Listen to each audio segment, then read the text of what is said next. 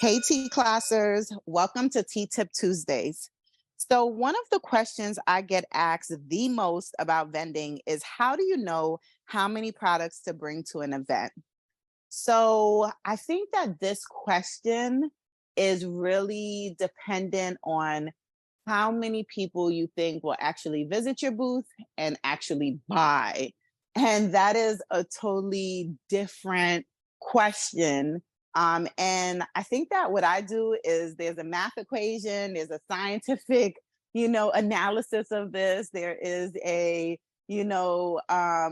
Pythagorean theorem of what I think, how many people will actually buy your products. So the first thing that I do when I'm assessing this information is I will ask the organizers of the event, how many people do they anticipate coming?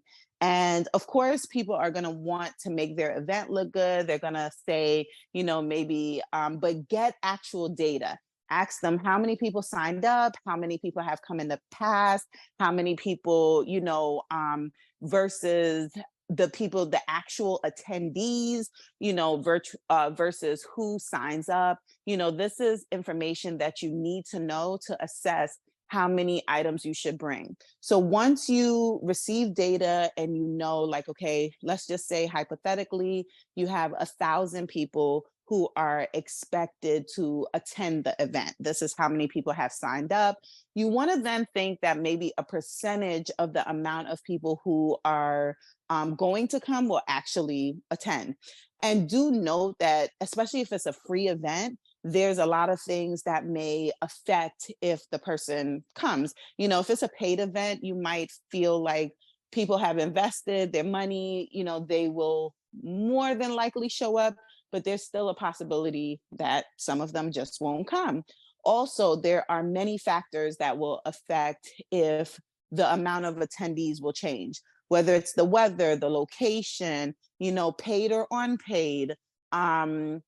There's just various things that will overall impact if people will attend or not. So let's just say they anticipate about 1,000 people coming to your event. You then want to think that maybe 60% of those people will actually show up. So let's go with 600 people showing up, coming to the event, and then about half of those people will, possibly make it over to your booth.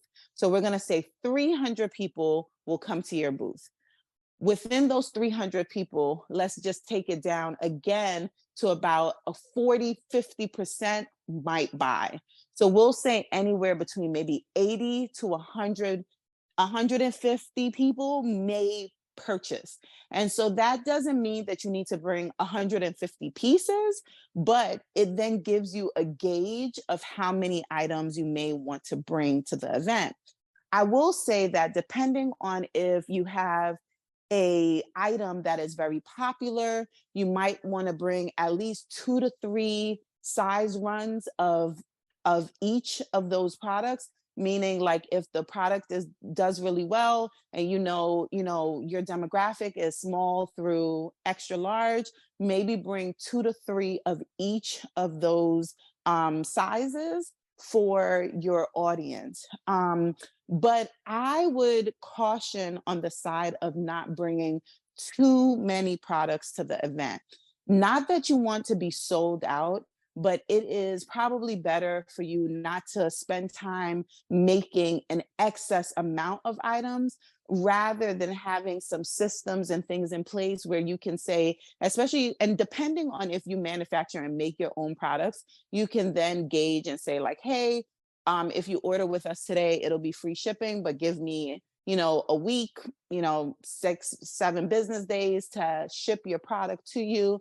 And that way you don't lose the sale.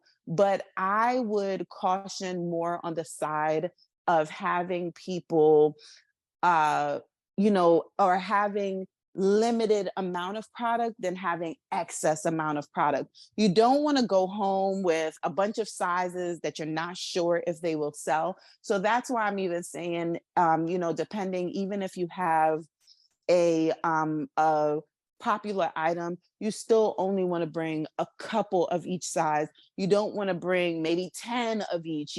I've made that mistake in the past, thinking like it'll be so many people, let me bring so many amount of products. Also, you want to think about the variety. Um, I also caution on the side of not having too many different SKUs at an event.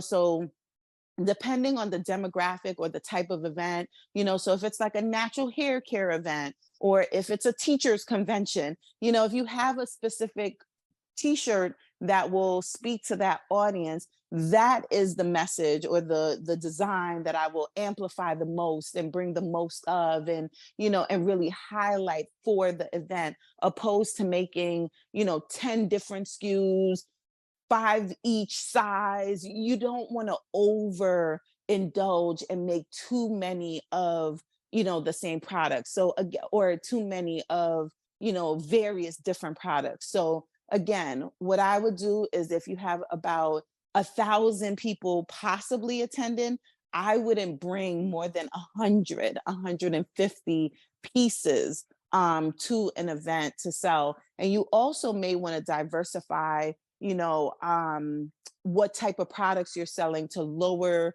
your cost on the overhead. So meaning if you, on your inventory, so meaning if you would like to offer maybe 40 mugs, and then you want to do a variety of high ticket items, like if you have jackets, or if you have bags, or if you have journals, or if you want to specifically, then if you have t-shirts, so think about the different tiers of event of products that you might be able to offer to your customers as well. That is what I would recommend on how many products to bring to an event. Make sure that you have your system set up, that if you do get sold out, you can be able to sell on the spot, get the person's information, have them pay right away. And then, once you get back to your shop location, you can ship it out. Those are all factors that you have to put into your equation to decide how many products you want to bring to an event.